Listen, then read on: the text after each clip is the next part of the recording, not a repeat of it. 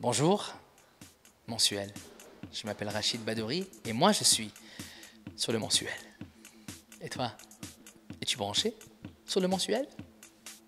Est-ce que tu aimerais que je dise encore le mot mensuel? Je peux le dire plusieurs fois. Mensuel. Mensuel. Mensuel. Ouais, ouais. Mensuel. Mensuel, ouais. Bon, je crois que... Voilà.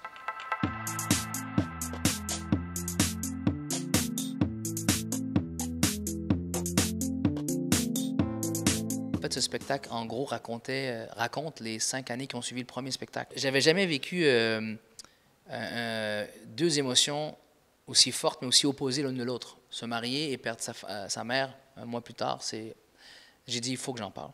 Donc, c'est un spectacle où je raconte vraiment tout ce qui s'est passé. Et c'est une joie de vivre, comme d'habitude, et c'est vraiment quelque chose que je dégage comme message sur scène. Et je crois que la meilleure façon de décrire ce spectacle, c'est que j'ai cette volonté propre de vouloir laisser personne indifférent dans la salle. Parce que je sais que les gens souffrent, me regardent.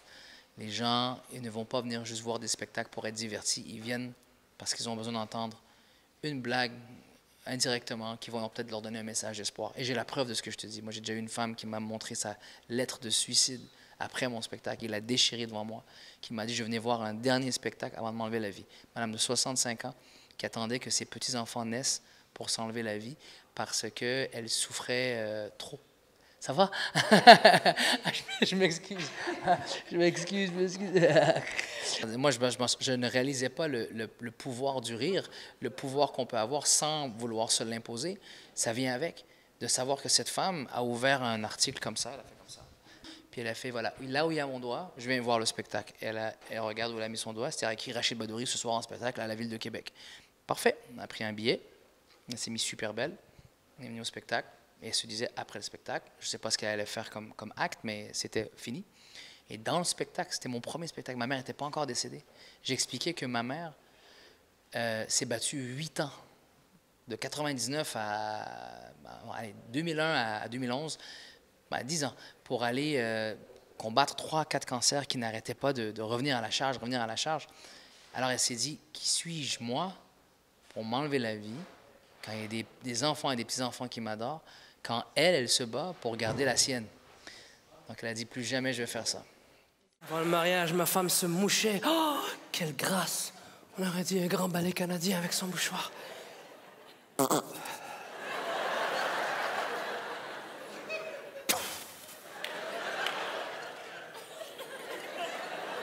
Vous êtes maintenant mari et femme. Moi, je pourrais jamais faire certains trucs. Je regarde des pilotes de l'air, là, des pilotes d'avions de chasse, mais jamais de ma vie. Juste monter dans l'avion, je ne serais pas capable de faire ça. Mais pour eux, ils ne voient pas ça comme nous parce que, un, ils ont de l'entraînement derrière ça, mais deux, on dirait qu'ils étaient nés pour ça. Ils étaient nés pour, je ne sais pas, moi, ne pas sentir la force G. Donc, je crois chacun son don, chacun son talent. Et dans mon cas, moi, je ne trouve pas ça difficile, sauf, à défaut de me répéter, dans des cas où est-ce que t'es juste pas bien, tu viens de perdre quelqu'un, t'es en peine d'amour, t'es ci, t'es ça. Là, c'est un peu plus dur. Mais une fois que tu embarques sur le spectacle, les spectateurs, les spectatrices, ils te donnent cette force d'oublier tout ce que tu as pendant... C'est ce que j'appelle... C'est comme si l'adrénaline commence à s'accélérer pendant le spectacle et t'oublies. Je l'aime, ma femme. Je la ferai changer pour rien au monde. Je la ferai rembourser. Mais pas... c'est pas vrai, là, je peux pas. J'ai même plus la facture. C'est un mariage consentant. On le voulait les deux. Son père et moi. Qu'est-ce que... J'ai le droit de la niaiser, je la connais depuis longtemps. C'est ma sœur. Il y a un grand impresario, un grand gérant d'artistes qui s'appelle René Angélil, qui a dit l'argent ne fait pas le bonheur, seuls les riches le savent. Et je crois qu'il parlait du fait que malgré tout l'argent qu'il avait, la maladie l'a emporté quand même. Tu comprends? Donc, oui, on veut être riche comme lui, on veut être connu comme elle, on veut être influente comme elle, on veut être connu comme... Mais... Et ce que tu as maintenant, tu fais quoi avec? Ce que tu as maintenant. Morgane, si tu savais les choses que je peux dire dans une journée, les choses que je peux me plaindre dans une journée, et qu'à la fin, par contre, au moins, c'est pas foutu mon problème, c'est pas désespéré. Je suis capable de me dire à la fin de la journée, mais comment j'ai pu... Je vais te donner un exemple. La journée qu'on m'a dit que ma mère s'était terminée, cette journée-là, j'étais en train de me plaindre sur quelque chose. Jamais de ta vie, tu vas croire sur quoi je me plaignais. J'ose même pas le dire, je ne le dirai pas. Et après, ma mère elle me dit, il faut qu'on aille à l'hôpital parce que je ne suis pas bien en ce moment, je ne sais pas qu'est-ce que j'ai. Et on a été. Et je me rappelle, pendant qu'on conduisait, je ne pensais même pas à ce qu'elle me disait, j'ai mal, parce que j'étais habitué pendant 10 ans de me faire dire, j'ai mal, j'ai mal. Et quand la dame est sortie du scan, et elle m'a dit, où sont tes sœurs? Elle connaît ma famille. Jamais un médecin sort d'un résultat d'un scan et te dit, où sont tes sœurs? Ils veulent savoir si elles sont au pays, parce qu'une habite à Cassis, l'autre habite à Tanger. Ils voulaient savoir si elles étaient au pays. Quand elle a dit ça, est-ce que tu peux me croire si je te dis que l'autre chose à laquelle je pensais a éjecté de mon cœur et de ma tête à une vitesse plus vite que la vitesse du son. Mais après on recommence.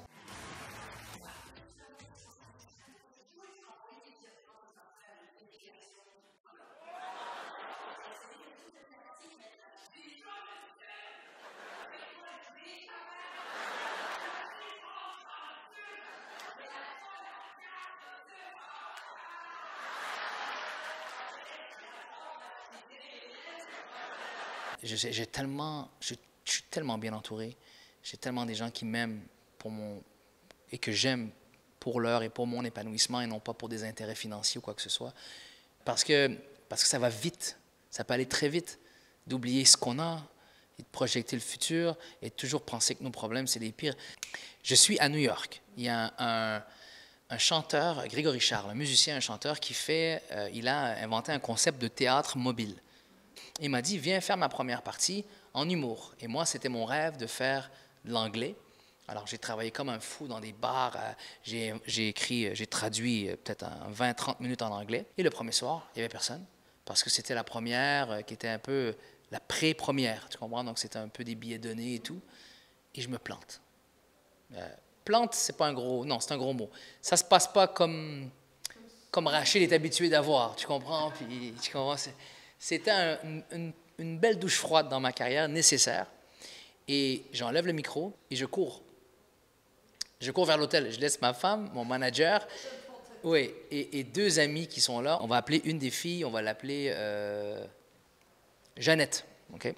La scène est super belle. Tu vois un gars courir, tu vois mon manager courir après moi, tu vois ma femme courir après mon manager, et tu vois Jeannette qui court. Et mon manager m'attrape en premier, puis il me dit, ça a été moins pire que tu le crois, mais je sais, je te connais, on se connaît depuis qu'on est bébé.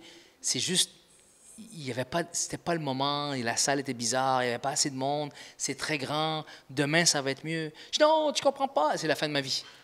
Et pendant que Jeannette arrive, elle est loin encore. Il me dit, oui, il y a pire que ça. Je dis, non, il n'y a pas pire que ça. Il dit, oui, il y a pire que ça. Il dit, tu vois la femme qui s'en vient, qui est là? Elle vient d'apprendre qu'elle a un cancer. Là, on l'a su 1 heure avant. On ne voulait pas te le dire pour ne pas t'emmerder avant le spectacle. Et c'est une amie. Et j'ai fait... J'ai complètement oublié. Mais est-ce qu'à chaque jour, on va me rappeler que quelqu'un a le cancer? Est-ce que des gens qui ont le cancer devront m'appeler pour me dire, ben, on a su que tu as un trou dans ta chaussette?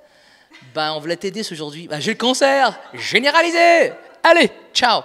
Mais c'est quoi le bordel? Donc, j'aimerais que ça se fasse automatiquement et non pas quelqu'un qui doit me dire ça à chaque fois que... Mais je travaille fort là-dessus.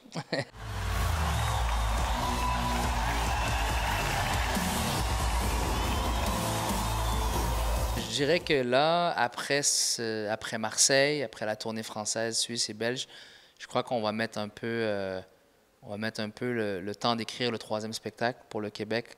Je crois qu'on va être un peu plus au Québec qu'en France, à part pour des projets de télé, de films, trucs comme ça. Mais sinon, ça vient de se calmer un peu là. Ouais. Mais le problème, Morgane, c'est quand j'arrive au Québec, je kiffe mon Québec. Et après un certain temps, je suis vraiment un nomade, moi. Je fais comme, Paris me manque.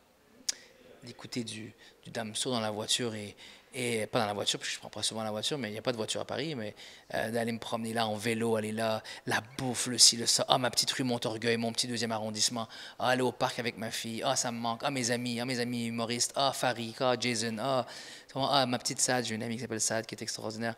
Mais, donc, je pense que je suis tellement nomade que, là tu me poses la question maintenant, mais si tu me l'avais posé au Québec, je t'aurais parlé des petits trucs que j'aime. Je te parlais des trucs que j'aime pas au Québec et je serais dit, tiens, viens, on retourne en France. Tu sais. On dit en anglais, pour une femme, il y avait une vieille expression qui disait, très sexiste en plus, qui disait « can't live with them, can't live without them ». On ne peut pas vivre sans elle ou avec elle. Tu sais. Je trouve ça tellement con comme phrase, mais je l'utiliserais pour Paris. Je ne peux pas vivre sans elle, je ne peux pas vivre avec elle trop longtemps. Donc c'est vraiment une question...